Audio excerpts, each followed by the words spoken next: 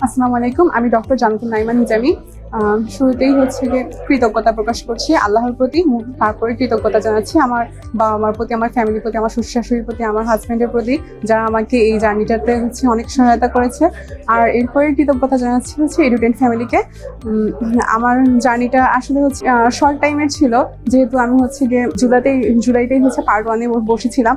তো হচ্ছে গিয়ে পার্ট 1 পরীক্ষার পর খুব অল্প একটা সময় ছিল আমার জন্য, প্রায় 10 দিনের মতো টাইমটা ছিল। এই 10 দিনের ভিতরে হচ্ছে আমার জিনিসপত্রগুলো গুছানো থেকে শুরু করে মানে আমি কি পড়বো না পড়বো একবার বুঝতেছিলাম না। তো হচ্ছে গিয়ে আমার মনে হচ্ছে এডুডেন্টের যে গাইডলাইনটা ছিল সেটা আমি ফলো করাতে হচ্ছে আমি এই অল্প সময়ের মধ্যেই জিনিসটা কভার করতে পেরেছি।